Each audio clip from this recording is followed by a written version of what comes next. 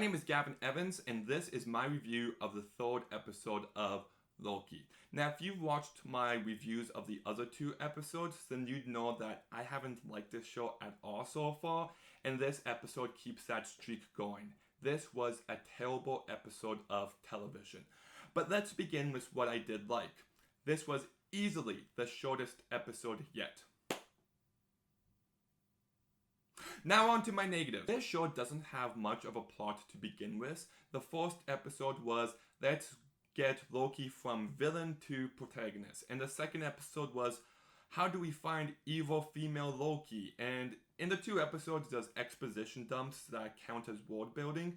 And this episode did nothing to help out the main plotline, because if this is the main plotline, this episode it separates, just like the multiverses in this show. It focuses on a complete side quest of them having to charge this tablet. Yes, that is really the plot of this episode. It is filler. I talked last week about how I don't think Loki is actually a character that's meant to be the main character of a show, and the new character, Sylvia, I don't find to be very interesting. So this show's attempt to dive deeper into these characters just never worked for me at all, because I just don't think the writing was good. I feel like the attempts to just weren't interesting, and this entire episode is built on contrivances.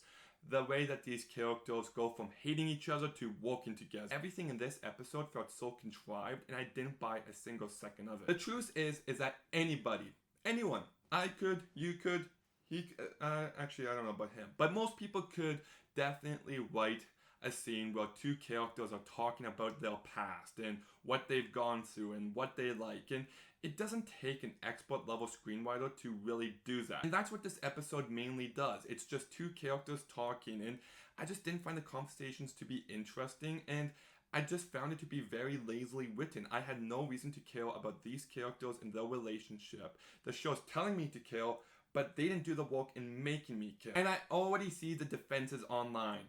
This isn't filler, it's character building. And I completely disagree, because I think that character and plot don't have to be separate. In fact, they work best when they're intertwined with each other.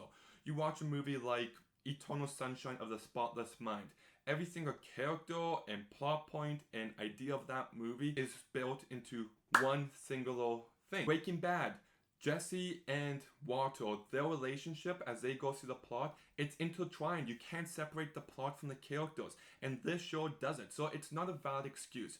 Wait, Gavin, are you really expecting this to be on the quality of Breaking Bad or The Social Network or Eternal Sunshine of the Spotless Mind? Well, I'm not predicting it to, but it should. Just because our expectations are down here doesn't mean that they shouldn't try. They should actually try to surprise us. I just say that Marvel villains are becoming so overly cliche. They're afraid to make them the villains anymore. They always gotta make them sympathetic. In fact, I'm gonna say that one of my big complaints with Marvel over these past few months, between WandaVision, Falcon and the Winter Soldier, and now Loki, is that no one feels like a real character. They just feel like Marvel characters. And I think that's the worst thing. None of the cast bring enough life or energy into the performances to make them stand out. And the way they're written, it's just predictable and completely formulaic at this point. So I just completely disagree with the notion that, oh, we should be okay with this filler episode because it has the characters talking about stuff. Because no, I wasn't ever compelled by what was going on screen. I wasn't ever engaged. I was consistently bored throughout this entire episode. Can I also just add that there's a scene near the end where there's a building falling and Loki stops it in the air and then pushes it back? Since when is Loki able to do that? Does he have telekinetic powers now? Like, when was that introduced? There's no consistency now. I just seriously don't get the love that this show is getting. I think it's really awful stuff. I'm giving this episode a 1 out of 10. Yeah, I really think it's that bad. I think this was a terrible, terrible episode. But let me know what you thought down below. Like, comment, subscribe. Stay tuned for some more videos soon. And Gavin out.